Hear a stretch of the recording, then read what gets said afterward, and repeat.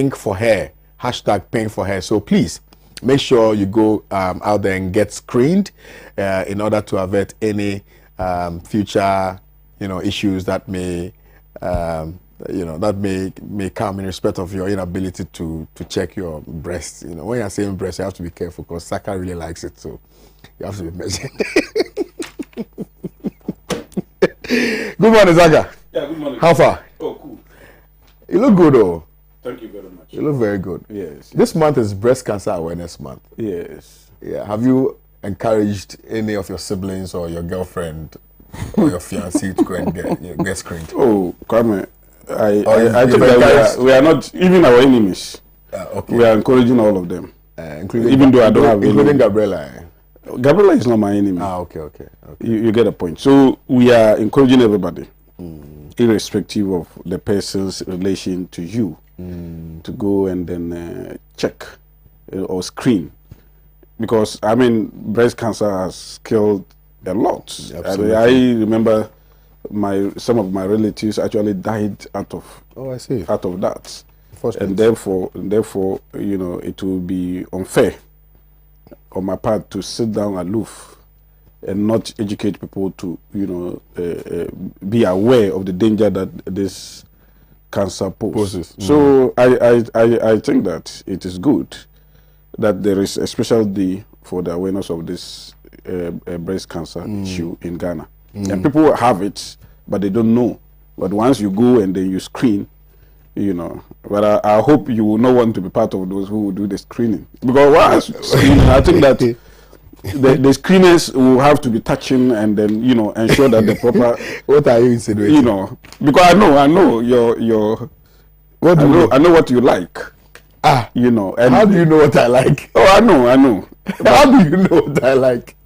Have I come to tell you that I like something? You don't have to. But Kwame, before you introduce the next guest, let me take this opportunity to greet Haji Ahumu, to say good morning to Haji Ahumu. In fact, I spoke. I've been hearing her name, pa. Yeah, Haji Ahumu. She's your friend. You know that. She's simmering. She's your friend. Yes. She's very energetic young lady. She's so open to everybody. Outgoing.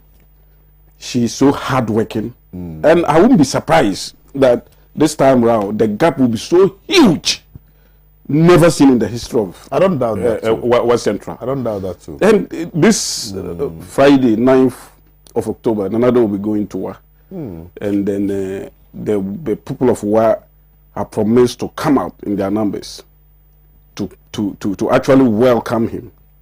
And to ensure that come December 7th, Haji Ahumu, who has done so much, Kwame, if I tell you the number of students that she has taken abroad on scholarship, it will marvel you. And therefore, it's like she's so selfless. She's not a type that wants to build herself to the detriment of the community and then the constituency. And that is the reason why if you see her, you will even know that this lady is so resourceful. But very, very down to earth. Yeah, because she invests in people. And now you go to West Central. You can't do everything. But if you look at the things that she is doing, it's so marvel. Even for somebody who's not an MP. Yeah, for somebody who's not an MP. She has no political position. She's just, a candidate. And the kind of things that she is doing, it will be unfair if she is not giving the nod. And I'm sure 100% that given the opportunity to be the MP of Wa, all of us will be proud. We'll be there to monitor events. Yeah, you have to. And you have to. If the need be, you have to. And I would have to come and look at the almost everywhere that she goes. It's Tandros welcome. Right. I would have to come and see some of the things that she's doing. And when you see her, you know that she's the one that people talk about. And her works even go beyond West Central. I see. Even Accra here, we are witnesses to the sort of monumental things that she's doing. Yeah. And I just pray that God will be on her side. The people of Wa will remember Haji Ahumu on the 7th when they are going to vote. Fantastic. So, good morning, a special one to you, Haji Ahumu. I know you are doing the watching this morning, and you also just gave birth. Congratulations. And they say new babies bring new blessings. New blessings. Yes. So, we wish you all the best. We will continue to trumpet, your ability to lead the people of our center. So, we'll continue to trumpet that. Hadia, good morning. Good morning. And how are we? Hadia, when I see you, then I'm excited. Really? Hey, you are fine, you are resourceful.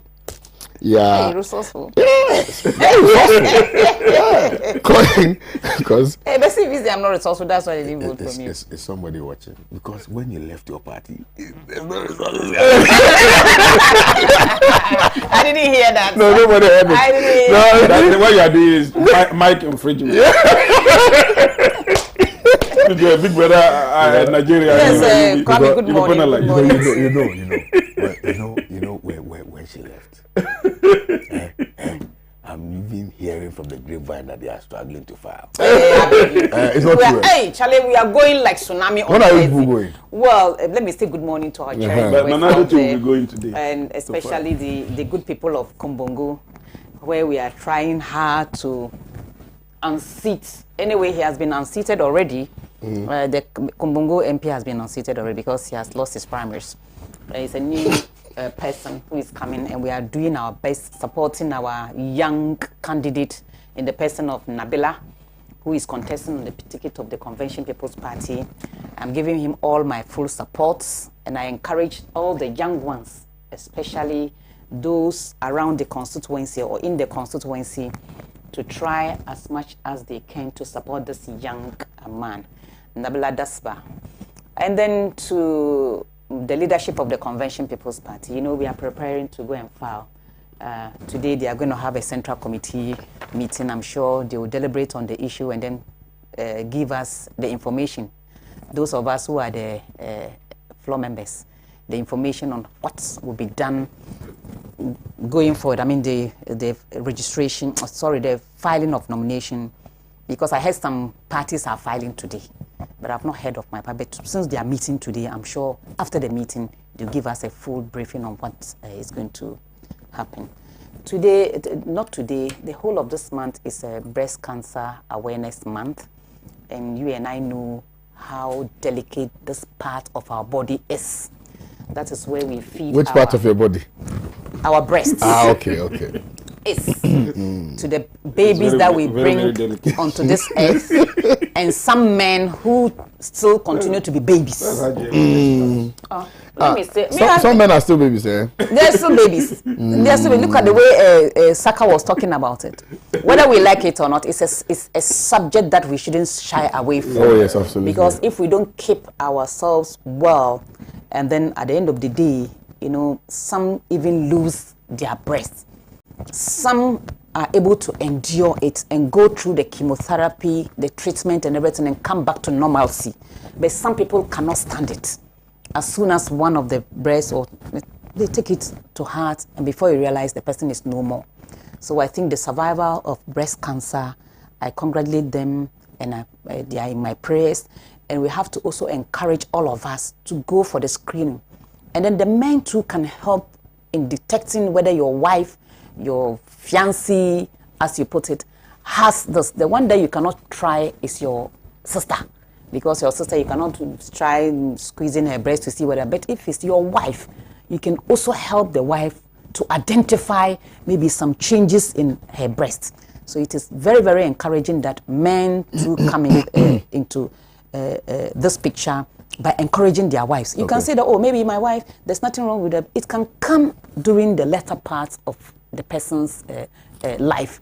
We are praying and hoping that we don't get that, and those who have gotten it, we pray for them to sort of get healed. And those who have the symptoms, who don't know, that is why it is very, very important to go for the screening.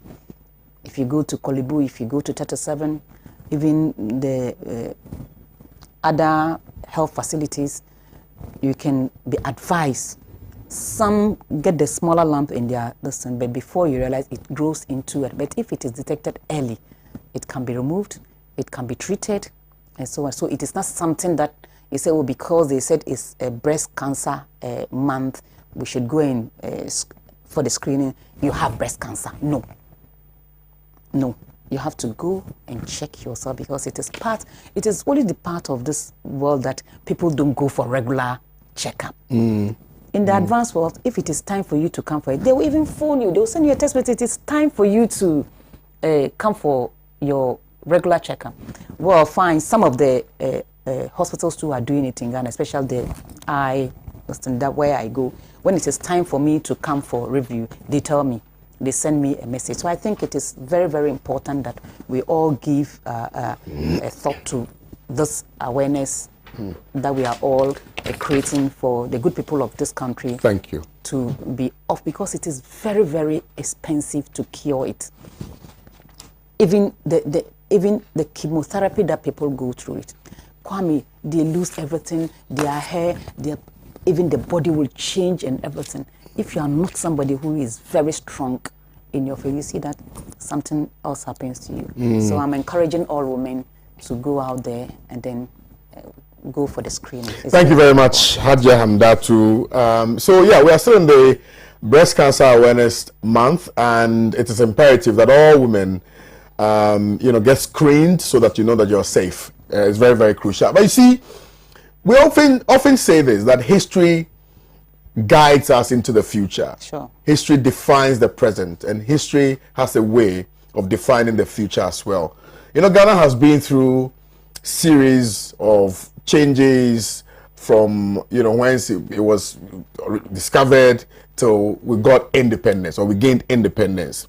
Now, if you're somebody like me who wants to understand Ghana's struggle for independence and the ideas which propelled it, it is important to note, and I'm telling you, that your curiosity is cured, because Osajefo Dr. Kwame Nkrumah, the founder of Modern Day Republic of Ghana, wrote extensively about these in 13 books, 13 books, about the struggle for independence and the ideas that propelled it.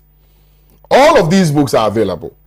That's the good news. The good news is that all of the 13 books that were written by Osajefo Dr. Kwame Nkrumah, first president and founder of Modern Day Republic Ghana, wrote extensively about all of these, ideas in 13 books. All the books, like I said, are available, and you can get them here in Ghana at the Freedom Bookshop. The Freedom Bookshop. So the Freedom Bookshop is closer to Apollo Theatre, around the Kwame Nkrumah interchange. And if you get to the Apollo Theatre and you get lost, you cannot find your way, please simply call the office or the bookshop on 0271 81 8182. 0271 81 8182 for any and all books written by Osajefo Dr. Kwame Nkrumah. Our history is a path to our future. Our history is the sole path to our future. So please get all of these 13 books if you can. Read them and at least apprise yourselves with the exigencies that led to what has become the modern day Ghana. Let me quickly take you through the topics again. The African story. African story is very interesting. George Weah is blasting Liberian youth for asking him for money. George Weah blasts Liberian youth for asking him for money. Asiedun Ketia reviews MPP government's evil plans against Voltarians. Finance Ministry suspends Ajapa. Pending Special Prosecutor's corruption risk investigation. Chiefs involved in partisan politics, very worrying. Professor Jampo said that on the front page of the Ghanaian publisher. Adia, Yes. George Weah, the mambo. He's upset. George Weah, he bought plenty. He said the youth should stop asking him for money. To be a president is not easy. It's not easy. It's not just president. You know the interesting thing. He said 1,000 messages, 999 of them will be insults and asking for money. And asking for money. You see, Kwame, this is not a laughing matter. It's a very serious. If you don't create jobs, what do you expect the people to do? It's a very serious thing in the whole of Africa, because the youth are out there looking for jobs and they can't get the job. And I can tell you, Kwame, some of the youth who want quick money. Look at what is happening. Sakawa, cyber fraud. Recently, they had to extradite some people from this country back to America to face all this. But you see, Kwame, people are in a hurry. Some people want to drive big cars. At times, Kwame, one day you find time to locate yourself somewhere and sit down and be counting the number of cars, big cars, that young people below 30 are using. Then you ask yourself, where do they get the money from? Because there is no system in place or mechanism in place to check. Because if you're able to buy a car worth $100,000, at least you should be in some kind of lucrative job that you earn that. But there's nothing that way, so nobody is checking anybody. I think George Weah, I don't know the kind of promises he promised the people of his country, whereby maybe all of them, which means they know his number, that they can test directly. You see, that is the challenge. You remember me putting my number out here? Yes. It was hell because majority were rather asking for money. My father died and left me and my mother. My mother sells in Sawam market. She cannot take care of us. I have to, so I need some. You know, they don't ask less than 100 Ghana cedis. So I need some 300 Ghana cedis. I said 300 Ghana cedis.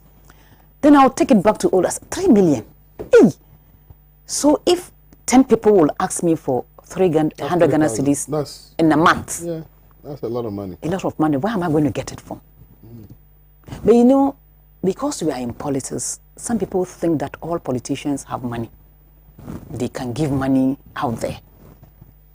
But if you don't lie, if you cannot lie and be promising them and they'll also be hoping. I remember when I was going around for campaign, one regional chairman told me, Hajia, at least Chatro Kakra. And I said, what is this? No, promise them something. And I said, no. You told me this issue. I said, I cannot, because I can't do it. So why should I promise? You understand my point? Because if you promise, Saka, and then you cannot fulfill that promise, it amounts to lies. Sure. And I don't want to lie. I'll say it as it is. If you think you should vote for me, you should vote for me. Now, maybe Paul Weah, George Weah, I don't know whether he promised the youth of Liberia jobs and he's not giving them the job. So they think since they can't get the job, they should get. But why do they think he should rather give them money? Why doesn't they send messages to remind him to create jobs for them to get to do? Because if George Weah decided that today I'm going to send $100 to all those who have tested me, after some few days, this $100 will finish. Where are you going to get those? So it's better you put pressure on your president to create jobs for you, sustainable jobs, so that you get a job to do. Instead of you going around begging, because every day people are asking politicians for money. Where do you think these politicians will get the money from? Because I won't go around promising that I'll give everybody 200 Ghana cedis or 2,000 Ghana cedis. Because I cannot. But doesn't it expose the lies that are oftentimes told by politicians? But you know, but people don't learn. They go about people don't learn. They are giving the mandate, and then they call them, they don't pick. Then they'll start calling you, who they didn't give the mandate to try to rectify some things. It is not right. Kwame, I will promise what I will be able to do. Absolutely. Because I always say it. Me before politics, I'm a Muslim. First, I won't come and lie about my opponent. I won't come and lie about Saka or maybe NDC, MPP, PNC, other political parties. You know, let me tell you something funny. You know, during the PNC thing when they were going around. Then one of the contestants said, "Oh, the tsunami that happened in CPP is going to happen in PNC." So he was speaking to my brother in the Upper East. So my brother said, why are you saying this? Then he mentioned his opponent. His opponent is being financed by this particular party. Then my brother also said, what about you? Who is financing you? You see, this idea of this person is being financed by this political party, you should stop it. So God being so good, well, a tsunami happened in PNC and he was also affected. So I sent him a message and said, oh, welcome to the tsunami train. And he was upset. But meanwhile, it's a joke, just to leave. So he pushed and said, he didn't say, and I mentioned my brother who said I should mention his name. He said that because he knew that was my brother and he was telling me, so is it the tsunami that affected me? I don't see any tsunami affecting me. It's just that people maybe thought I was there, they needed a change, and they've changed. And we are all supporting the change that has been done in the Convention People's Party. You see, if we are going to be truthful to ourselves, we shouldn't go around promising heaven on this earth. So I don't know what the Liberian president promised the guys, but instead of them sending messages for them to get money, I think they should rather ask for jobs, sustainable jobs, that they can continue working every month. Instead of them sending text messages to people for help, they would rather get what? Their paycheck and go to the bank smiling and cashing their money. It is better. So I think in Africa, and for that matter, West Africa, what are we going to do to be able to create jobs for the teeming youth of this country? We need, in the sub-region, we need it, because even in Ghana too, people are crying for jobs. But for me, we should also try and think outside the box as youth. Do we just say, if the government doesn't provide jobs for us, then there's no job? I admire these young entrepreneurs who are trying to create an environment where they can even create jobs for their members or their colleagues, which is very, very innovative. I think the government can also look at that. If maybe Ministry of Health, they cannot absorb all the graduates, what are we doing to the young graduates who are very innovative, so that they can also create jobs and then maybe get their colleagues involved? Hajiya, there's this I don't know whether it's grounded in logic, but there's this assertion that politicians deliberately impoverish the people in order to take advantage of them when they need their votes. In some cases, I think. Because the point is that we've always consistently had conversations about alleviating poverty. And I'm sure you recall poverty alleviation. All did not work. All did not work, right? The people are still poor. And yet somehow we've not created an enabling environment such that even when they start their businesses, it will be able to thrive. Because businesses run on the stills of marketing. Markets, yeah. So if there's no market readily available for those businesses to thrive, how do we expect them to survive? Kwame, that is where governments should look at. Because if there are entrepreneurs in this country who have created jobs, producing certain items for consumption in the country, and for that matter, export. And then you have a situation, you open your market in such a way that inferior goods, because I see them as inferior, come in, and then to compete with even the quality goods that Ghanaians are producing. That is where the challenge is. What are we also doing to protect our business or our manufacturing industry in this country? It is very, very important. So therefore, you see, Nigeria, I think at a point in time, they stopped importation of one particular fruit juice or something. But look at the fruit juice rice, and so on and so forth. Because we can cultivate rice in this country, maize in this country, cowpea in such a way that we will consume and even do what? Export. That fits into a bigger conversation. Yes. So I'm saying that it is incumbent on our government to look at the West African sub-region. What can we do to trade amongst ourselves? Because you and I, we always sit here and talk about salt. We have salt in abundance in this country. But a country like Nigeria, they go as far as where? Brazil to import salt for their petrochemical industry. For me, it doesn't add up. It doesn't matter. Is it that the salt that we are producing is not good for their economy? Then we will talk about it. For me, we should try and look at what Dr. Kwame Nkrumah thought for Africa so many years back. We produce so many things. Why don't we also say this is our market? I was reading something that somebody put on our platform. What the European wants, that's why they are doing this in this Africa. What the Chinese, what the Americans are doing. So even as 1963, when Nkrumah was talking about African Union, the AU never thought about it.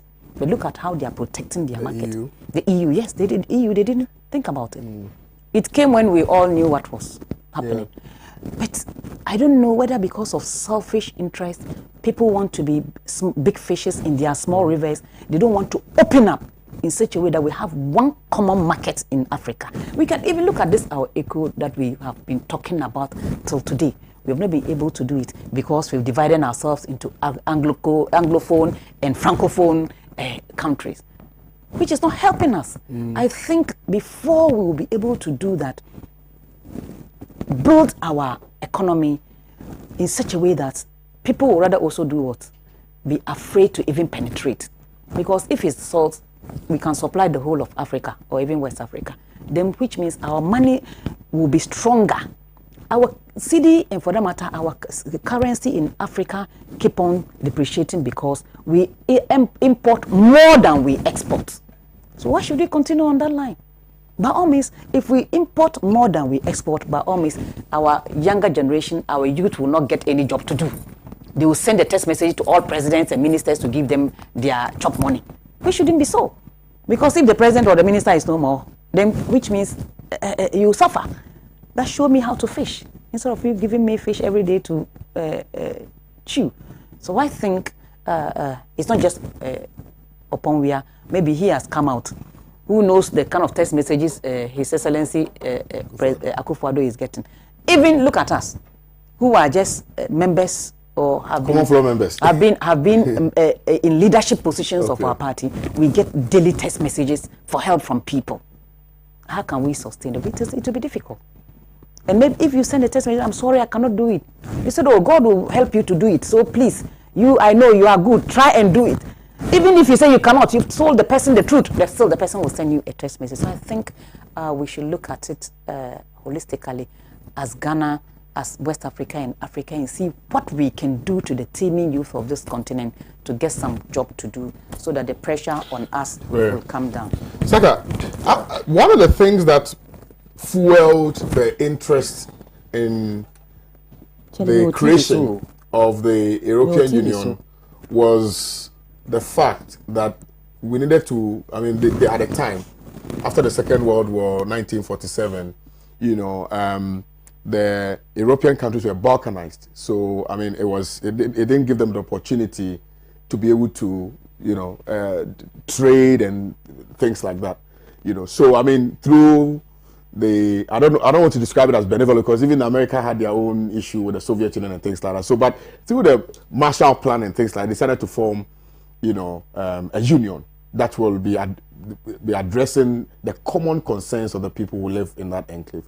Do you think the time is right, for instance, for us to go back into 1963 when Osagyefo Kwame Nkrumah delivered that powerful speech at the Organization of African Unity Summit, where he stated that for Africa to be able to develop, we needed to come together as one formidable force. In fact, he suggested that it doesn't mean that we must have one president. It means that we can have different presidents in their own, countries, but at least we would have some aspects, of the sectors coming out as a one unified front in order to be able to compete globally. He spoke eloquently about having a common market, having a central bank, having a common military force, and removing all the borders and things like that. I mean, that is happening in Europe, and it's helping them, really. So this thing about job creation on the African continent is one that is not peculiar to just Liberia. I mean, it cuts across the board. So perhaps, do you think we've gotten to the point where we must begin to have, some of these conversations so that at least we can expand the economies for people to get jobs to do anywhere they find themselves. Yeah, thank you very much, Kwame. Yes, I think that you have said it, but it's not as if we must begin to have the conversation. We are already having the conversation. The conversation is already, being discussed. I know even West Africa, we because of the integration process, we've started with the common denominations. The echo. But even though it's not yet, come to fruition. But what we intend as West Africa is that there should be so much within the West Africa sub-region that a lot of us have to benefit from. We know that in the sub-Saharan Africa, we call it South-South cooperation. We really do not even do business.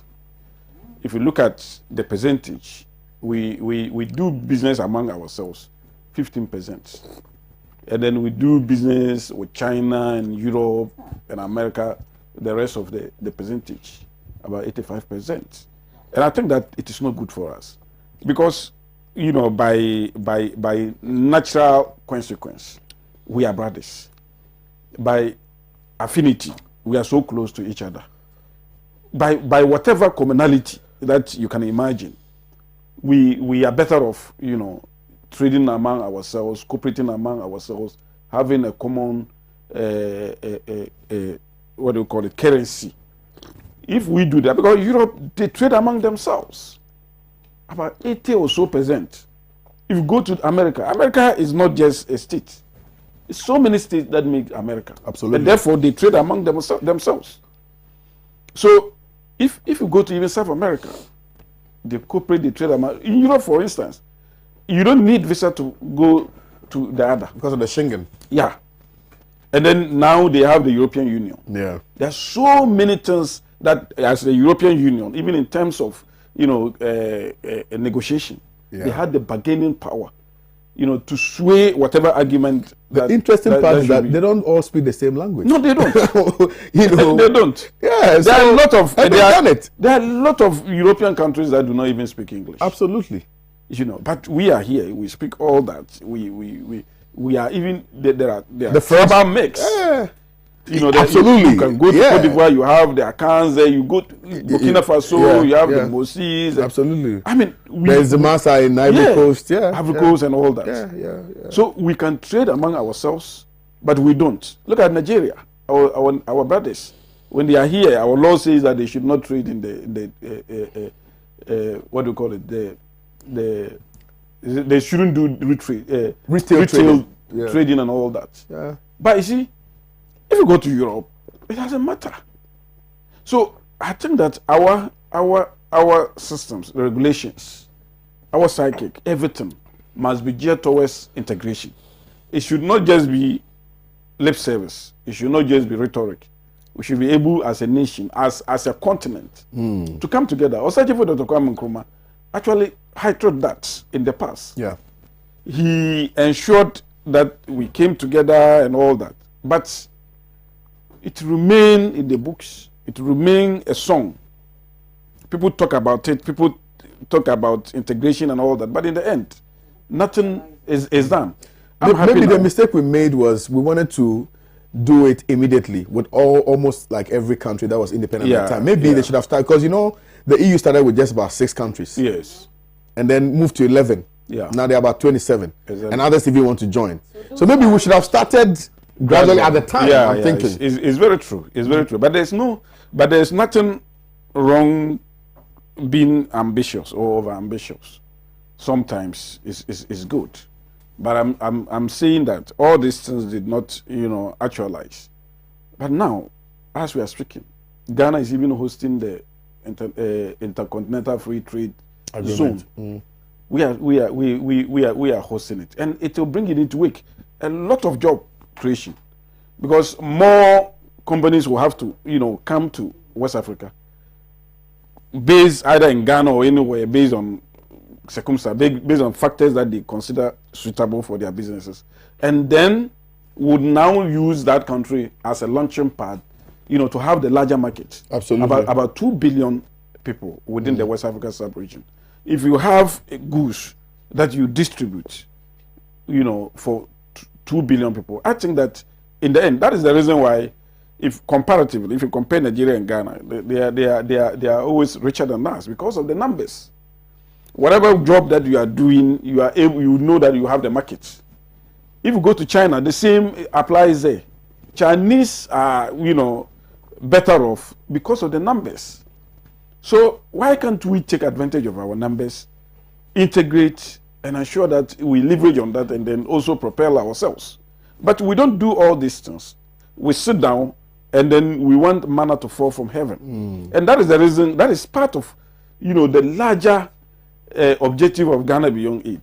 You cannot sit down and think that, okay, we have, some people elsewhere in Europe who give you aid, and then you rely on that. You must think beyond what the person is giving you. What are you also doing? So that in future, even if the person does not give you, you will be able to thrive, to survive without the person. That is all that Ghana Beyond Aid is. So all of us, all African countries must galvanize themselves. They are intellectuals, they are business people. They should bring everybody on board so that we know that, this South cooperation that we've been talking all years should not just be in vain. We should leverage on that, just like other other countries are doing in Europe. Because look, when Kwame Nkrumah and co were talking about OAU, now OAU, now AU, African Union, yeah. Europe did not even dreamt of it. I don't know whether that thing is true, but yeah. Because we didn't have it as at then. Because at the time when Osaji Foot spoke about it, I think it was around 1963, thereabouts, correct? No, in the 50s, 58, for instance, we had the first meeting here in Accra. In 58.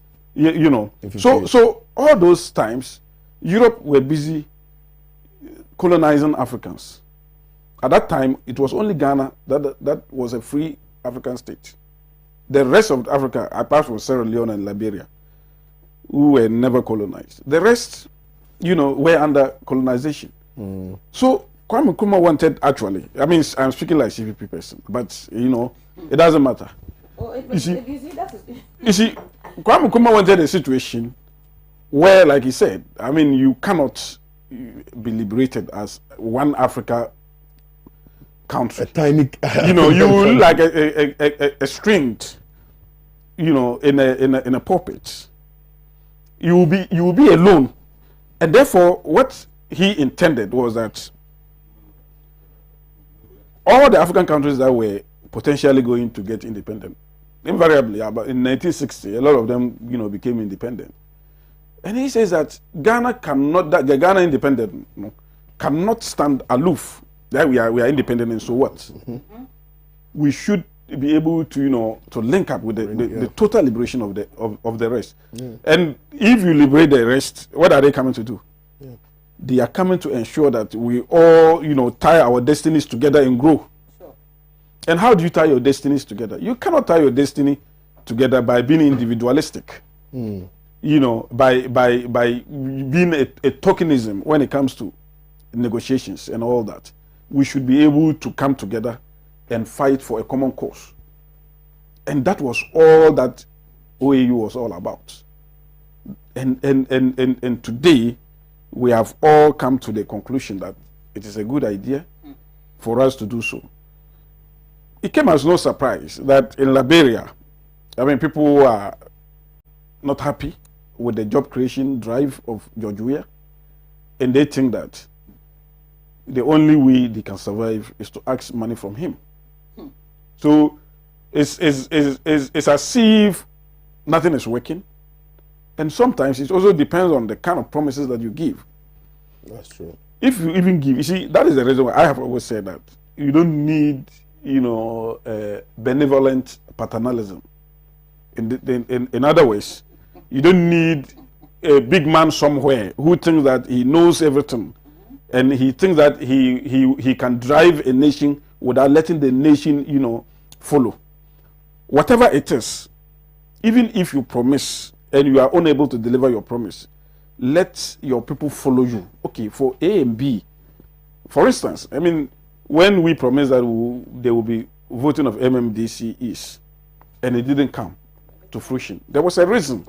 And the Ghanaians understood that even if somebody stands somewhere and say that, oh, APP promised to elect MMDCs and then they failed, the people themselves say, hey, stop that. Because they tried.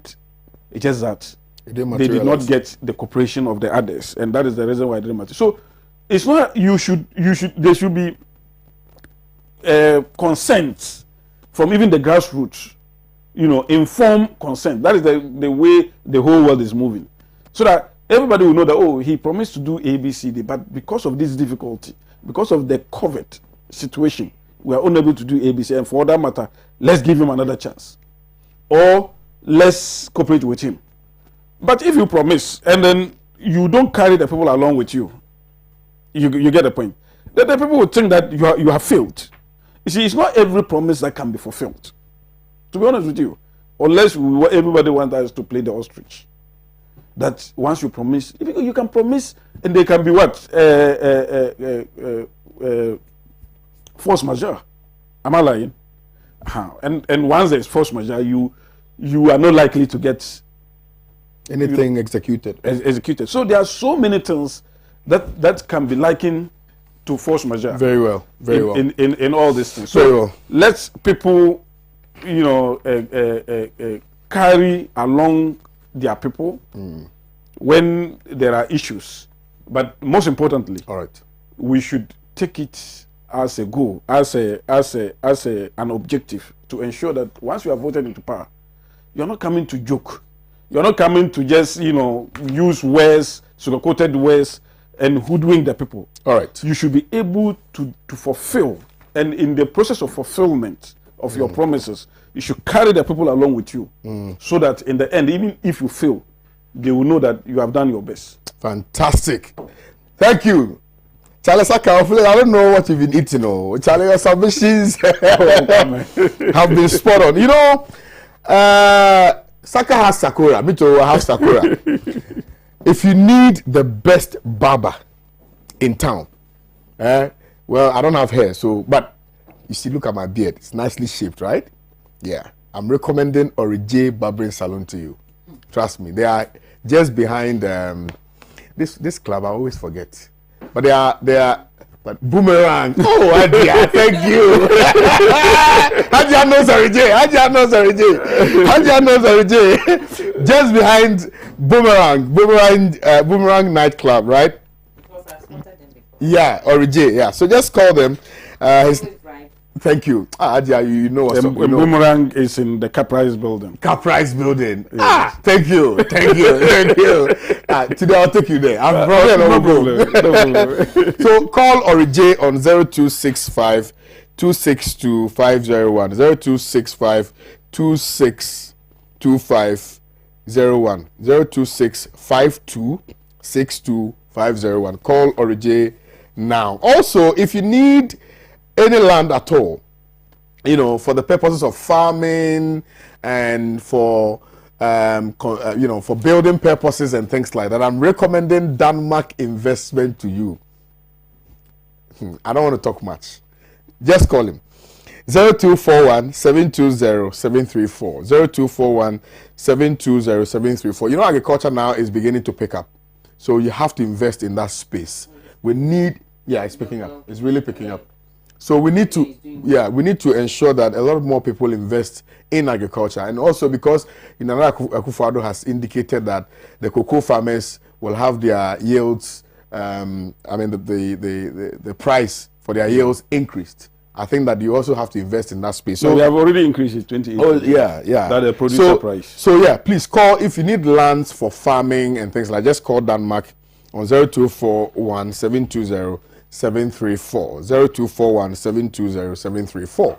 Let me remind you also that if you need all books, if you want to understand Ghana's struggle for independence and the ideas which propelled it, I'm sure you are now aware that Osajifo Dr. Kwame Nkrumah, the founder of modern day Ghana, wrote 13 books in that regard. 13 solid books, which books are readily available for purchase at the Freedom Bookshop. Freedom Bookshop is right behind Apollo Theatre at the Kwame Nkrumah interchange. So please contact the Freedom Bookshop now on 0271 818182, 0271 818182 for all and any books at all written by Osagyefo Kwame Nkrumah. So beyond, you know, the other books written by Osagyefo Kwame Nkrumah, if you need also books that has to do with socialism and all of that, you can equally purchase those books. Let our history define our present and our future. Quick commercial break. Stay with us. Don't move with muscle. When I come back, it actually gets very, very exciting here, because I see that Ketia is revealing that the MPP government created, you know, the Haji says she's not happy. But I see that Ketia is alleging that the MPP government is deeply involved in the secessionist attacks that occasioned recently. And also the Finance Ministry has suspended the JAPA pending Special Prosecutor's corruption risk investigation and chiefs involved in partisan politics. Very worried, says Professor Jampo. Stay with us. Don't move with us. We shall return shortly.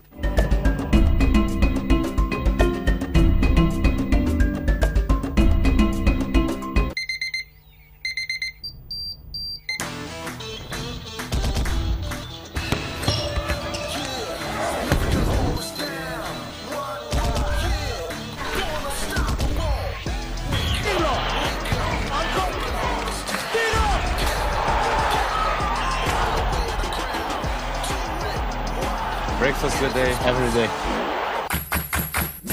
Nestle, good food, good life. This advertisement has been vetted and approved by the FDA.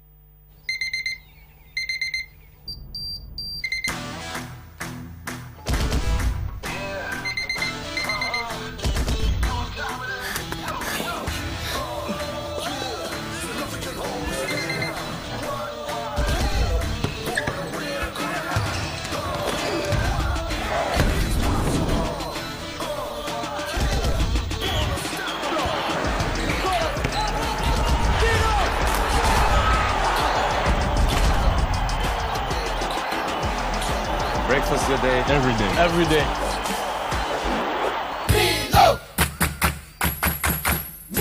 Nestle, good food, good life. This advertisement has been vetted and approved by the FDA.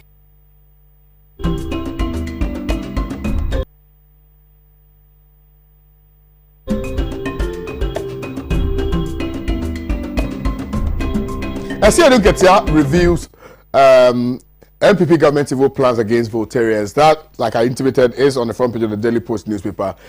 We're going to start with that right now. Saka. Yeah, Kwame. Thank you very much. Thank you, Sue. You see, you can now see very clear the reason why some people do not take politicians serious. The last time I came here, I gave an impassioned deliberation. I mean, comments. Passionate. Passionate or impassioned. Yeah. You know, I said so much, and I expected that as a country, there come a time that we should eschew partisan politics in the interest of, you know, nation building. We have seen our forebears, the Kwame Nkrumahs, and all these people that Patrice Lumumba, Winnie Mandela, all of them that are you know, engulf us in our sitting here. Samora Machel. They did not use partisanship as much as they used nationalism. And one would have thought that at this stage of our nation's building and in building our nation democracy, with all our partisanship, there will still come a time where all of us will have some convergence of opinion that indeed these people have gone haywire. They have crossed, you know, the line that they are not supposed to cross, and therefore the whole of Ghana is against them. But these people now are finding heaven in the fact that there are political elements that are obfuscating the issues, that are muddying the water, that are using partisan politics to create room for this miscreant, to evade justice.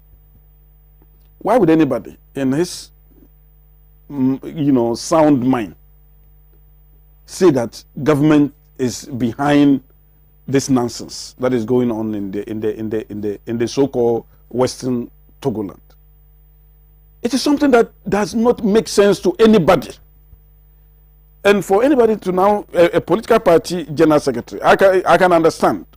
This is a general secretary who decided that after a Supreme Court had ruled against them in a manner that was so succinctly, delivered. He came to the court, precinct, organized pressmen, and then the party also allowed him to confuse everybody.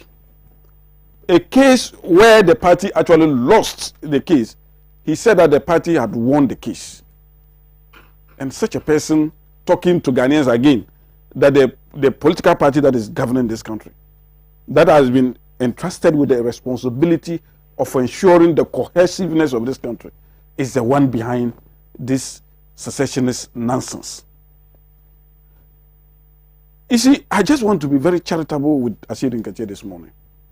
But something, in me says that I should not. And that is the reason why I have to go hard on him. And for me, I think that the political party, the NDC, has the responsibility to come out. Because I even heard the flag bearer also alluding to that. He was not very clear. You see, he is a little bit measured in whatever innuendo that he was throwing. But Asiedu Nketia was so emphatic on verifiable, fallacy. And you cannot do that as a political party that has problem with, integrity crisis in the NDC. And therefore, one would have expected that any time that they say something, it should be measured, it should be above board. To what end will MPP or the governing MPP want to foment trouble for itself? That would have amounted to scoring an own goal. Why would you do that? It doesn't make sense, and I hope that the unsuspecting populace that he thought he was convincing because of partisan politics will turn against him. His incendiary speech or utterances would be counterproductive. And I'm happy that Ghanaians are not so gullible the way that he and his party, thought. MPP government has nothing to gain for fomenting trouble in the Volta region. Indeed, the Volta region is one region that we get, is part of our, food basket. Apart from the north, the Brown Ahafo region, the Ashanti region, and all that. They contribute immensely. So we should not try to use partisan politics to divide us. It will not happen. And I'm happy that all political parties have their strongholds. It doesn't matter if the Volta region is a stronghold of the MPP. It doesn't matter. The MPP also has a stronghold, or you can call it strongholds. So why would anybody want to then continue fomenting trouble over your other stronghold? So that tomorrow, if NDC is also in power, then they will also be, troubling the people of the Ashanti region. Where will we be going as a nation? I don't think that our forebears, who fought hard with their blood, were so, pedestrian, like the way such general secretaries and their likes are talking around. I would have wished that any time the likes of Asiedu Nketia, who has been a general secretary for 5 or so time, I would have wished that by now he would have even grown beyond even partisanship, because he would have gone through everything. What do you want power for again? You have been there. You've been an MP. You've been everything, except that you wanted a vice presidential slot and they denied you. And you see, if you are talking like this,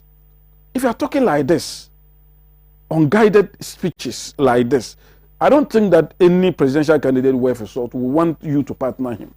They will exclude you in a manner that you can only talk in such manner for people to laugh. And that is the reason why, for me, I think that it's unfortunate the NDC and not him alone, because as they hatched this whole idea, their communicators were all over the place, also, saying same things, because their general secretary has spoken, and their general secretary has clearly come out. You see, you cannot say such things without any proof. There is no iota of proof. Unfortunately, I was hearing some people too on Alaji and Alaji also, trying to, go on that tangent. Some panelists on Alaji and Alaji also trying to go on that same tangent. That, the government might have known something about it. How would the government know something that the secessionist activities were informed, that the government was informed of their activities and they did nothing about it? So you don't know what government has done, and you think that if government is doing something, government will have to come out clearly and let the whole world know that this is what we are going to do, so that the people will then run away. And do you even know the reason why the people did not even go to the territories where the voter Togoland originally was? It is because they knew government had wing of their activities, and it was impossible for them to get to those territories, and had to do it at the different places. If today somebody go to somewhere like Kasua or something to say that he's a secessionist and decide to cause mayhem there, will you say because the person doesn't come from the areas where they want to succeed, it means that we should leave those people? They are not, they cannot be involved in such manner, in such activities. You can even go abroad and cause mayhem in the name of freeing your people. And if you go abroad and cause mayhem, they can arrest you there, whether you are from a native of those people or not. We have people who can be hired. We have people who subject themselves to being hired. You get it? So sometimes when people you expect to talk some way, want to use politics and muddy the waters, I think that if you want a period in your life where common sense does not happen, go wait till it is time for elections. I mean, wait till it is time for elections. That's where common sense is thrown to the dogs. That's where gullibility also functions very well. And for me, I think that it is condemnable. The way Asiedu Nketia and his ilk talk, it is condemnable, because there are so many things you can talk about government. If you are in opposition, there are so many things. What do you think what he said is wrong? Well, why first of all, you see, you are not. I don't even want to use the word serial caller, because we have serious people now who are doing serial callers. But I think that as somebody with his stature should, when you talk, government or the people of this nation should wake up. I mean, they should take you serious. But to talk in a manner that they do without any proof, that's the reason why I say that unverifiable fallacy. Those things that he has not verified it. It cannot be verified in any way. It was just one of those political innuendos that they just vent. That's all. It's interesting you're saying this, because I quite remember prior to the 2016 elections, Yes. you and your party people stated that you never trusted the Ghana police and therefore you needed your own security, for which reason you brought some people from South Africa to come and train you. So if they're saying that your party and some elements in the police force or whatever, national security or whatever it is, are the ones behind it, would you doubt them? Because there's a track record. First of all, there is no truth in what you just said. You didn't bring anybody from South Africa. Before you said we brought some people from South Africa, you made some comment. That you never trust the police. We said that we don't trust the police, and therefore, we are all security. I mean, can you give me the date? I'll give you the time or the statement I'll give you anybody within the MPP said. Let me. Come on. Okay. You, as I'm speaking, that anybody said that we don't believe in the police service and therefore we'll bring our own. It is not true. Even when Nado was going around doing his campaign, he was being escorted by the police. Yes. So the party security is only a complement to what the government is already giving to the various political parties. So there was no way that we said that we don't trust in the police and therefore we are bringing our own security. And indeed, the South Africans did not come here to do anything untoward. The 3 South Africans that came were people who have the license to train people.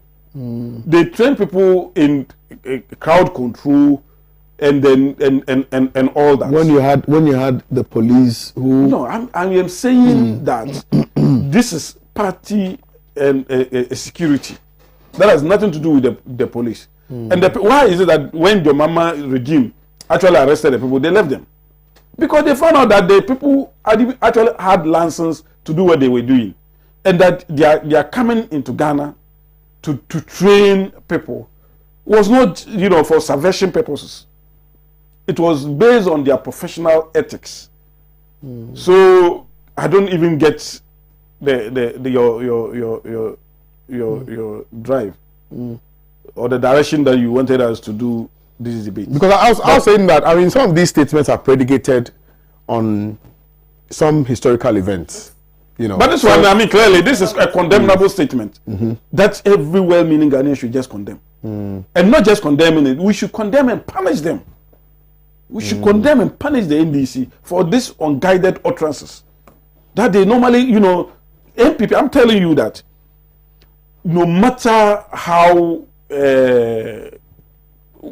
badly we want governance or desperate we are, MPP will never use such words or will never, insinuate in such manner.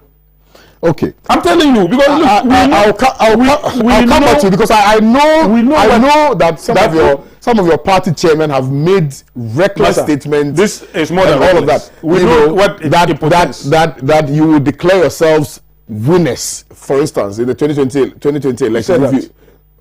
That we will declare. I don't want to mention the person's name. No, it cannot be true. I don't want to give the person. It can never be any true. oxygen. That anybody say that he will declare himself winner? Yes. Who? Yes. For the purposes of the viewers. I don't want to mention. I think no. For the purposes of the viewers, mention the name. You didn't hear Ken Japan say that. That he will declare himself winner. Or the MPP will declare it. Yeah, it is not true. You didn't hear that. No sane human being will say that. That he will declare himself winner, whether or not he win or he lose. That is what I'm telling you. How? How can that be possible? How can it cannot be possible. It cannot be possible. Nobody has ever declared himself winner in this country. You see, the only time that there was a modicum of that was when the NDC tried to create the impression that Jake, declare election. That was not declaration of elections. Kwame, Pan-Africa TV can call the election for somebody based on the provisional results or based on confirmed results. You get the point. You can call the election. You can say that by the vote that have been confirmed by the Electoral Commission, we know that even if ABCD is added to this person will still win the election, and therefore you declare you have called the election for this person. That is not declaration of elections. You see, but because the grounds are confused by some element, like I said in Kejeku, people come on air and talk and say that in 2004 you did this, you did that, and all those things. Let me tell you, one never did that. No, he stated that. He said that you can read it for the benefit of the viewers. This was just about 5 days ago. Awakenewsroom.com. So read it. Awakenewsroom.com. I've seen Central Member of Parliament Kennedy Ohene Japan says the MPP, the New Patriotic Party, will not wait for the Electoral Commission to declare the winner of the December 7 election. Instead, the governing party will declare itself winners of the election ahead of the commission. According to him, by midnight on voting day, the MPP will announce its own results and start jubilating regardless of what the commission will come up with. Oh, no. This is Bro, not true. let's you see, let's face it. The point It is not true. The point I'm making is that, and there's a quote here, said Mahama is desperate and does not have anything good to tell the people of Ghana. So he has now resorted to insult. If you apply him, they take it in Japan and wouldn't me are the most vile politicians in the country. But those who wrote that, has he listened to Mahama? So if you respond to, and so you mean that all the things that you read first wearing quotes. You only quoted. I am saying that. No, I'm saying that. That is what he stated. It is no. That is what somebody was saying. The quote is exactly what he said. Oh, my brother, you wanted proof. I have given you the. No, there is no proof here. What do you? I am saying that Awake knew. Why are you challenging this? Who is behind Awake? I don't know who is behind Awake, but I'm telling you that. I'm telling you that he made those statements, and I'm telling you that that's what it is. And I said that. And this is not the first time we've heard the NPP speak like that. So let's not sit here and pretend. I can swear with every 2016 election. You said that. I see with every sinew in me that he never said what they. But I'm saying, what do you mean by that? I am telling you. And NPP has even said worse things than this. But we haven't seen those words. That people should begin. But to take, what you have sometimes people should take positions. All of these things. Take position means what? It has the potency of creating conflagrations that will only bend this nation. That's the point I'm making. Yes, Ajah Hamdatu. Sorry for keeping you. Please, your take, madam. If maybe there are some publications like this from leading members of political parties, we shouldn't even just discuss it.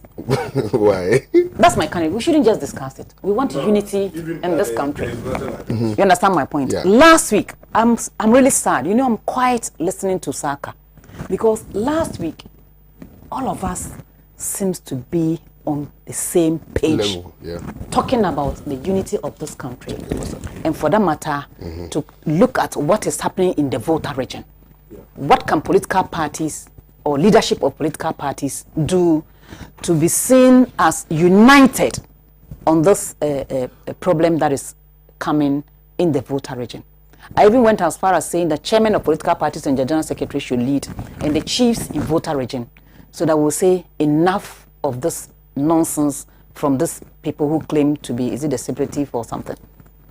But today the narratives have changed. Because Asidun Kitia said something, you see the way Saka too has reacted, which is not good for our body politics. I don't believe in tribal politics, and I don't believe in this segregation in such a way that you want to tag a group of people that maybe they hate this group of people. Look at, in all political parties, we have all the tribes in the political parties. Sure. We have the Dagombes, we have the Evers, we have the Akans, let me put them in one. Every political party has that. And then if you are a general secretary of a political party, and you are saying that the NPP created this in order to do what? To destabilize Volta region to gain what? And declare a state of emergency in that region. Yeah. So if I'm ruling a country, I should create instability in a corner of the country to get what out of it?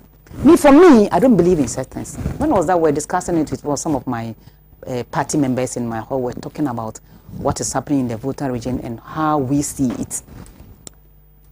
So maybe today, I'm a chairman of a political party. Then I'll create confusion in the same party, in maybe Western region or Volta region. Then I'll start running to bring peace there. It doesn't add up. I think as political actors, we should comport ourselves. The way we talk should resonate with the people in a positive way, not a negative way. Because now, somebody can just read the headline. Me, I saw the headline yesterday. I was like, wow. I wasn't happy about it. Yeah. Because we have votarians in the MPP. We have votarians in the CPP. We have votarians in the NDC. And maybe if NDC think that the votarians are for them, this time around they should check it again. Because the tsunami, the hurricane Katrina that is going to happen in the Convention People's Party towards the Volta region, people will be marveled. It will marvel people. I'll spare this thing for the leadership to come out properly with that. So people shouldn't take Volta region like it's an isolated place that people can just foment trouble and then go scot-free. If you look at the history, if you're going to say, then maybe some people too can say that when some people said they smell the elephant And then one leading member of the MPP also came to say he also smelled an umbrella. I was like, so if somebody say he smelled an umbrella, why should you also go that way? I think it was on your program, one of you. I think we should up the arguments. Why are these people, why is it that it's only at a particular regime that they also rise up to say there are skirmishes around them? Some people can also say maybe it's caused by the NDC, but I don't want to go along that side. What should we do to bring some kind of unity, peace in that region? Because it is not the only group of people who were part of the Togo. You have the part of the Dagombes, you have the Mampusis, the Guans, and so on and so forth. So why is it that it's only in the Volta region? To the extent that one particular former was researching now, he took letters to AU, UN, just to get something. And the conclusion was that the agreement was not properly done. So can we say it's Kosit Kedem who is also instigating this? I don't want to go along that line. It's a problem that government, and for that matter the whole country, needs to confront without any political machination or maybe political consideration. Because if it's anything at all, if the security are sent there, it involves extra costs to the to our purse.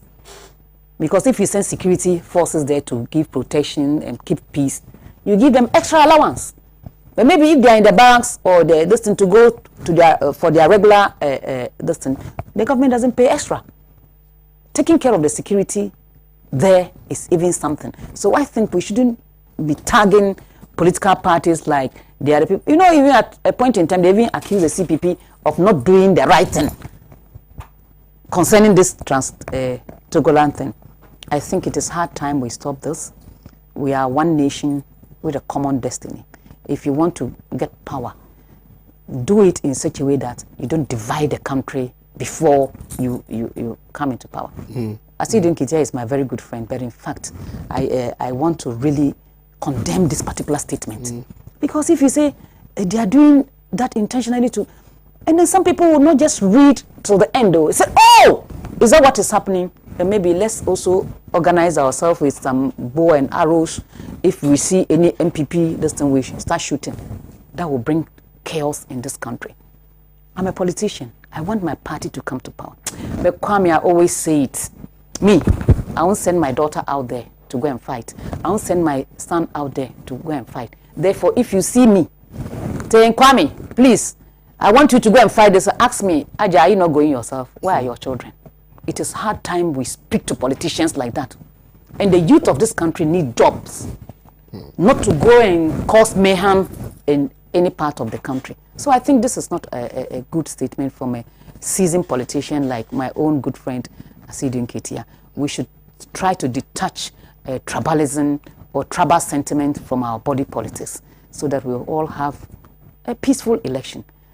I was telling somebody that 7th December will come and pass without anything happening. Because we have to really emphasize on the no violent election. I agree. You see, Pan-African TV, people are watching you. No, so many countries are watching. So many towns and villages are watching in this. Every morning, we are in October. From November 1st, we should start that. Telling people, we'll speak Hausa, we'll speak Frafra, we'll speak all the languages. And educate people. Go and vote and go to your house. Anybody telling you that you should go and protect the ballot, you should also go and protect the ballot. You send children, young people there to be mean, and you are sitting in the comfort of your house. After gaining power, you tell them, where is your certificate? Do you have a degree or this thing? Don't you think about that? For me, this election is going to be incident-free, because I'll shout, I'll talk to my people. In Dagbani, I speak Dagbani, I speak Frafra, I speak Hausa, I speak a little bit of Fanti, I speak Tree. Even Guy can do the broken one. We have to educate our youth of this country. No statement should instigate you to go and do anything. Because if it's anything at all, look at the guy who went to Ayawasu West Wagon. 3 days ago, they showed him on the television. How many people go to his house to greet him? How many people? He mentioned about few, including the former president. But who asked him to go to Ayawaso, West Wagom? Meanwhile, he's from around Kushukura, or is it Dansoma side? If we were to be staying with his wife to take proper breakfast, maybe that wouldn't have happened to him. So I think we should condemn any statement. If it's Kennedy Japan, if it's Sedun Ketia, if it's any politician, nobody should come and give you his 50 Ghana cedis. 50 Ghana cedis, where will this 50 Ghana cedis take you to? Or even 100 Ghana cedis, or even 1,000 Ghana cedis. Please, let's have an incident-free election. Whosoever wins, me, I'll congratulate the person that same day and wish the person well and Ghana well, so that we'll move from one state to another. Making statements that will bring troubles shouldn't be part of our body politics, especially from leading members of political parties. Have you ever heard CPP leading members saying that we should do this, do that, or this tribe is this? No, because Nkrumah promoted integration of tribes. That's why there's boarding school, secondary schools. People from this part of the country went to the north, south, east to teach. Because we are all one people. Me, if you ask me what tribe I am, the first answer, I'm a Ghanaian. Especially if I go outside, you ask me. I went during our campaign, I told you. One person got up and told me, I'm a Krachi. What are you? I said, I'm a Ghanaian. There was, oh, I know you are a Ghanaian, but which? I said, no, you see, this is what is bringing problems in this country. Krachi, Dagomba, Frafra, Fanti, Gan. That is why, that is why we see ourselves as different people. Oh, these people are too many in this leadership. These people are this. These people are that. So don't vote for these people. These people, they are a camp party. This one, other party. This one, this party. It is not good. It is not good. In fact, at times, Kwame, when I sleep, I don't sleep. I'll be thinking whether this is what our forefathers thought of and gaining independence for us. Is that where it has brought us to? But can we ever achieve that? I mean, I think maybe I may be wrong, but unless maybe we dissolve the chieftaincy institutions. You see, for me, we have to try as much as we can to be one people. Because as soon as we start dividing ourselves, that's where people will get some loophole to manipulate. So that's why I'm speaking to the good people of this country, especially the youth, who don't allow yourself to be swayed into. At times I sit on around the TV. But Hatia, when we also advocate for that, you see, we should also advocate for that in the light of a freer and fairer processes. Sure. That will lead to that. Because you see, the only opportunity that people have to express themselves is when they have to vote. But you see, Kwame, it is because of the kind of system that we are using. Absolutely. So some people, it's like winner takes all. Yeah. The winner takes all. Is it helping the country? If it's not helping the country, after so many years, what can we do? Can we look at proportional representation? I told you in Rwanda, you've gone to Rwanda, you've seen how they operate. You see a mayor, let me say a mayor of a town, the deputy is from an opposition. So that the opposition will not feel that, 4 years or 5 years, who have nothing. I think we should look at that one too. Yeah, because I mean, like this election of the MMDCs, if it had come into friction, by all means, some part of the country will be taken by CPP, some by NDC, some by PP. You see that everybody has a say in the governance system of the country.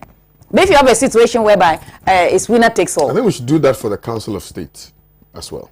The Council of State. I mean, the Council of State.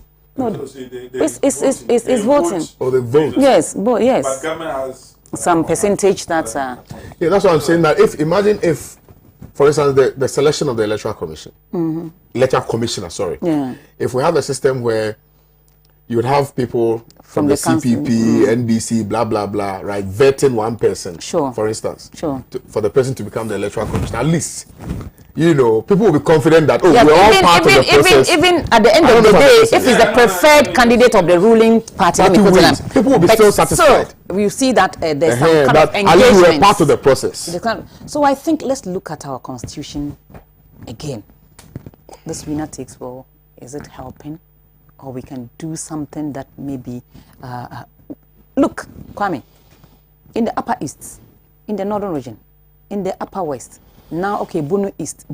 Somebody can get 35,000, but the person has lost an election. Oh, yeah. In some part of the country, you get 16,000 or 8,000. 4,000. And you have won an election, you are coming to even parliament. I remember- So therefore, there's some kind of discrimination along the line. Because some people are out. Yeah. Big towns like Greater Accra, you have somebody getting 40,000 and somebody getting 28,000, but the person has lost. Meanwhile, somebody will get 4,000 somewhere, and the person is. So those 25,000 that voted for the one who is representing them, I think we should look at that The one dynamics, too, okay. going forward. All right. That will sort of minimize this hate speech and so on in the body politics. That is if we all understand that maybe we should move along that path in order for development and understanding to be. That doesn't mean that there will not be disagreement, but I think there will be some comfort that we are also part of the system. Thank you. Saka, 2 minutes. Chiefs involved in partisan politics worrying. Professor Jampo. Yeah. Kwame, I think that you see, it should be a delicate balance. We all know that it's becoming problematic that chiefs are involved in partisan politics. The Constitution is clear on that. If you look at the Constitution, Article 276, it's spelled out that chiefs should not engage in partisan politics. Active politics. Yeah, active politics. But you see, the Constitution itself contradicted itself in a bit. But chiefs can be appointed. Yeah, if you look at Article 94, Parliament. yeah, if you look at Article 94, it says that notwithstanding the Article 276(1), that a chief who qualifies to occupy a public position can be appointed and all that. So I see it to be contradiction. One would have thought that once the office is a political office, you see, we have political offices that are public offices. And then you are saying that a chief can occupy a political office, even though he should not play active politics. What are you talking about? But you see, but there are reasons why, in the past, we allow chiefs to be part of the governance system. If you look at, the rule by the indirect rule by the colonial masters, it was the chiefs that were doing, the ruling on behalf of the people. But as time, expires, when we thought that we will revolve, we will evolve from the, regenerated past, But we have now even made it impossible to even forget about the past. We still want to give all the powers to the chiefs as if we're still, under the indirect rule. Indirect rule, usually when the colonial master came and he knew that he could not have used brute force to rule us, he ruled us through our chiefs. And since then, it's been, the norm. But I think that it's in some quarters, one would say that the chieftaincy industry or institution has outlived its usefulness. If that is the case, It's true. if that is the case, I'm afraid to say this. The truth. Clearly, Charlie, it has outlived the problems we're because you look at our laws, for instance. Our law says that you are not under any obligation to respond to a chief's call. It means that even if there is a ruling by a chief in your clan, legally, you can decide not to even obey the ruling. That is the reason why, Kwame. Do you know the reason why? Do you know the reason why spiritualism is now, taking center stage?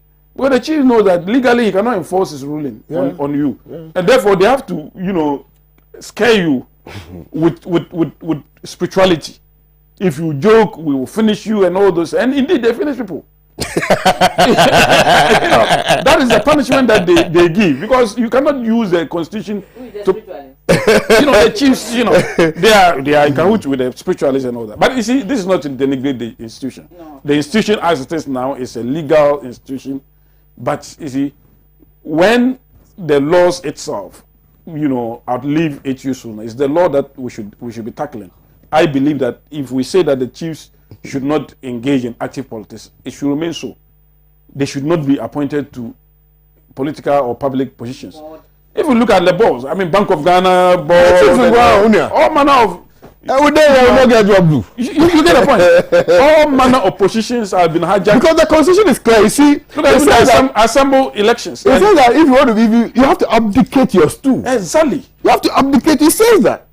It says that. So and it contradicts itself again and say that you can be. you know. Ah, so you sir. see some people, if institutions they are are going to challenged. take chieftaincy title or chieftaincy skin or stool, they abdicate their positions, or they resign their political position. But in some cases, when the chief is already a chief and he is going to take position, he doesn't, he doesn't abdicate his position as a chief and all that.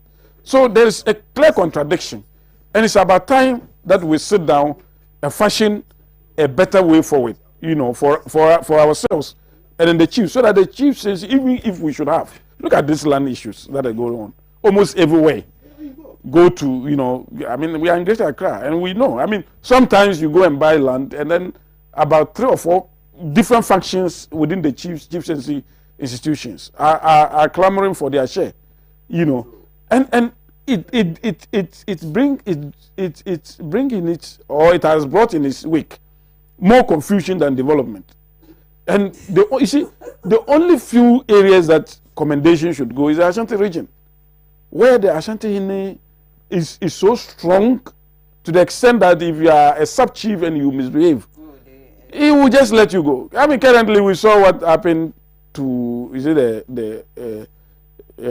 I've forgotten of the area, but one of his most trusted or influential sub-chiefs, he nearly, abdicated him.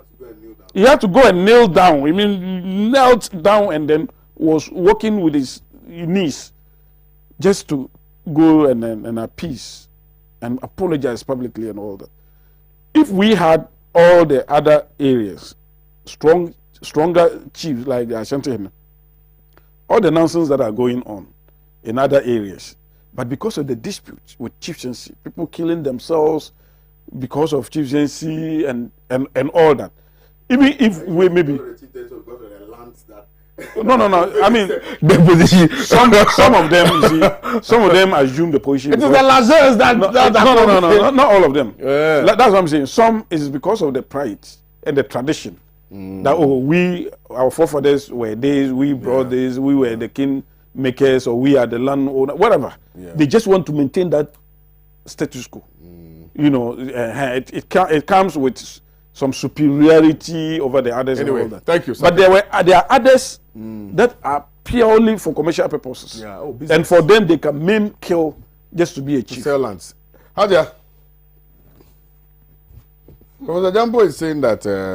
It's worrying. Very worrying. No. Yeah, you see, the chieftaincy institution is an institution that we all revered, because if you look at where we came from, even before independent, how the chiefs were interacting, let me put it, with the colonial masters before we even got our independence, and so on and so forth.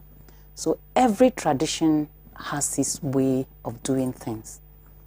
The Ashanti region is different from Volta region. Volta region is different from Northern, Upper East, and so on and so forth.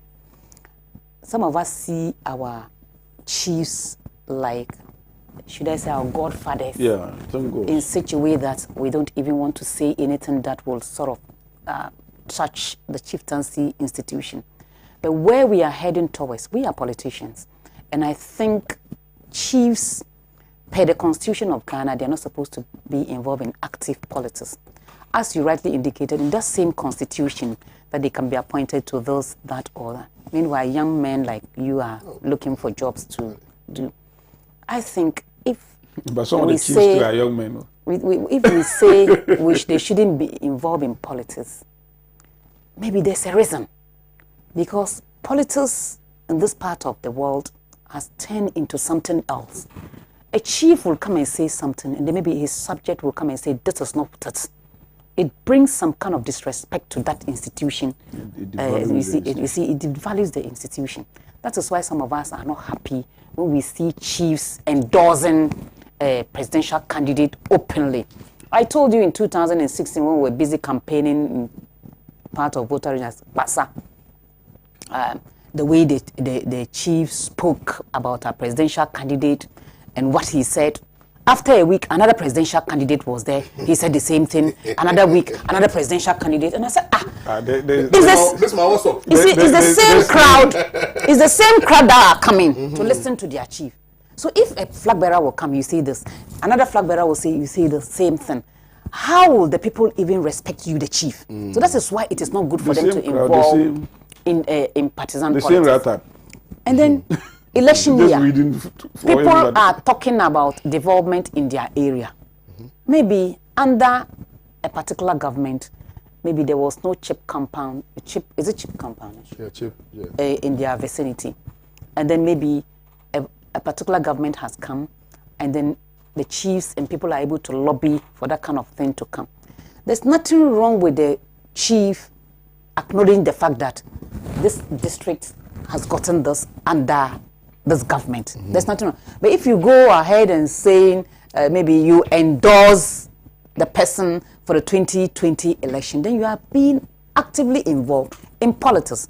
That doesn't augur well with the kind of this tool or scheme that you are occupying, because you have different people among your subjects who are maybe affiliated to a different political party. Absolutely. Therefore, if you want to gain the respect of your people, you have to stay neutral. Commending a government or a past president for some development in your area, I don't see anything wrong with that. Because I can also say that this thing is, I was discussing with my brother, I said, Alhamdulillah, Akosombo is in the eastern region. Can you imagine this things that is happening about this separative one? If they go and then hijack the Akosombo, then what are we going to do? But Alhamdulillah, it's not in that region. I think we should try as much as we can as chiefs.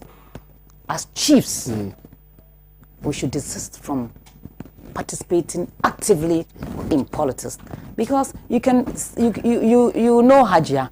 Maybe if Hajia comes to your palace, you can say, oh, this is what I know about Hajia and I wish she and her party well. That's all. That is all. But if you go as far as endorsing, who told you it's not CPP that is going to win power in this 2020? It can happen. Because for me, I'm a believer in Allah. That Allah can do anything. He can decide that, oh, even if our members were only 25,000, he can decide that before MPP and DC will sleep and wake up, Jimensa will announce CPP flag bearer as the president of the country. So I want us to stay on a peaceful path of being leaders who will reconcile our subject, instead of us taking a partisan posture as chiefs. It doesn't augur well. Me, that is my position. And then, if we are doing things, we should know that no condition is permanent. That is why when at a particular point in time, I condemn a chief who said they were like orphans under a particular government, I was not happy with it. Because if you do that, then you are becoming a partisan. Any chief that will go out there to say that this is what, there's nothing, as I said, there's nothing wrong with you saying that, oh, when this party came, we got this, and we thank them and wish them well. But if you say maybe you are endorsing and now there's competition between NDC and MPP. Oh, this chief endorsed this one. No, this chief also endorsed my flag bearer.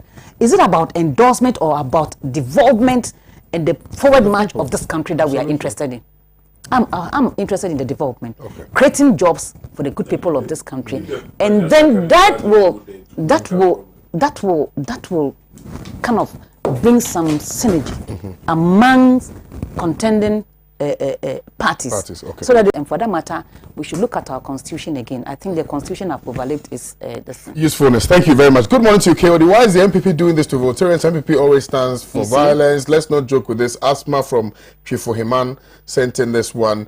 This one says, I disagree with Saka that the constitution has contradicted itself. When a chief is appointed, the chief is supposed to work without showing party colors, just like the president appoints an IGP and the EC. They are not to show their party colors. This one says, Madam, you are a good mother. This one also says, good morning to you. I want to know what happened to the guys they've arrested concerning the Western Togoland issue.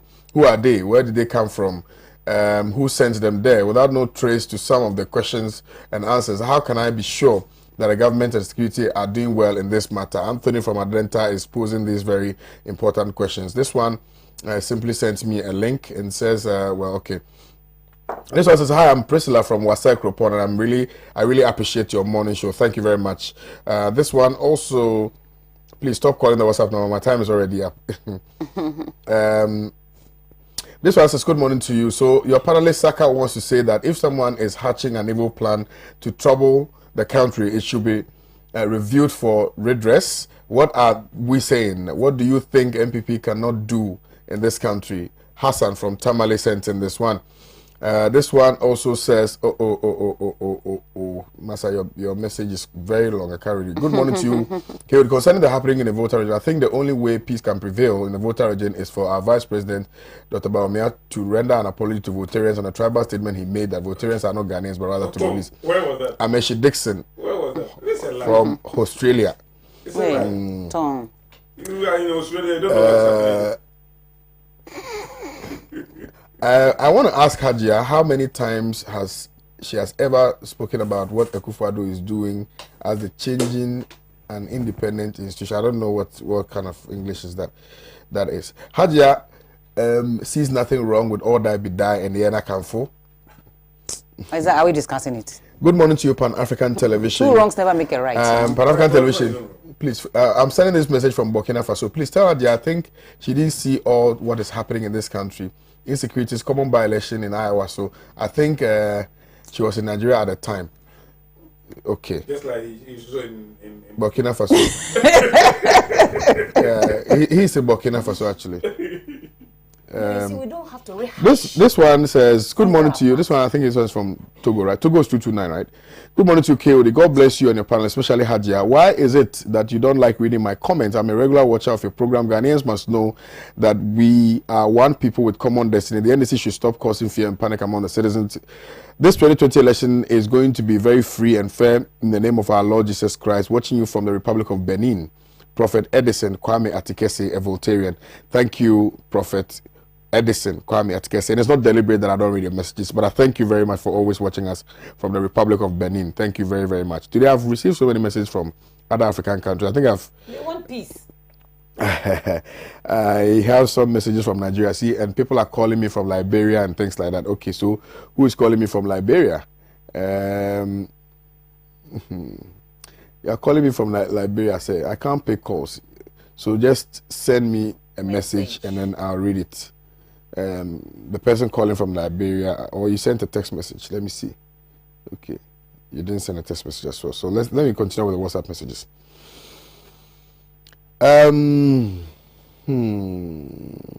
Hajia should look into how political parties win elections in Africa. It is so possible MPP party could be behind the happenings in the voter region. Kwesi from Kumasi sent in this one. Maybe he has some information. Really, why can't we look at a more fundamental question of the relevance of these relics of history? That is the thing we should. That's the thing I hold against the Great Osagyefo for not making them run and leave their sandals. Oyina Sichi from Ibadan, Nigeria. Yeah, he said Osagyefo should have made the chiefs run and leave their slippers. Good morning to Champion KOD. In fact, sad with the current happenings, workers are fed up. Teachers don't get their points moved. No salaries adjustment, etc., etc. BB from Kratchi in Oti region. Your region. Good morning to you, Kwame, and your panelists. Please, Kwame, tell the MPP man to stop talking as if they care about the people of Western Togoland. A monkey will never call its tail a stick. Yirambong, some or something. So yeah, I'm surprised people are calling the place West. There's no Western Togoland in Ghana. It's a unitary state. Okay, so the messages are a lot. My time is up. Thank you very much, Haji Hamdatu. Thank you very much, Saka Salia. And I think I will be so unfair to the people on Facebook because I don't read a few messages here. Ibrahim Washara says, really punish Hawa Kumsin first. Everything about MPP is wrong. That's wrong. Saka, be fair. Roxindo says, good morning to Kwame. Kwame Papavi denies his and his people's involvement of what went on in the Volta region on television yesterday in the evening. So who is doing these things? And the big question, why is it that the government is not doing anything about it? No, it's not only. Papavi is not alone. This Togbe Yesu. Anselm Nyaveji says, good morning, Kwame. Tell the CPP chairperson that what is going on, the person said chairperson, that what is going on in the Volta region is planned by the MPP government. A Voltarian and I know, I'm a Voltarian and I know what I'm talking about. So she should leave Asiedun Ketia to speak the truth. You cannot have Western style democracy because we do not speak one language and we are different people, even though we are all with the same color. Your message is quite long and I cannot finish reading it. Thank you very much again, guys, for coming today. Let me say thank you. If we have opportunity as political actors, we should say things that people will not be agitated. Absolutely. That is my point. Absolutely. That will even benefit the nation. That's all. That will benefit the nation. Absolutely. Not your political party. Thank you. Maybe you do that. Okay, I'm just doing it. Thank you. I'll see you guys tomorrow. Do have a very nice day. My name is Kwame Owusu Danso. So thank you for watching. Bye.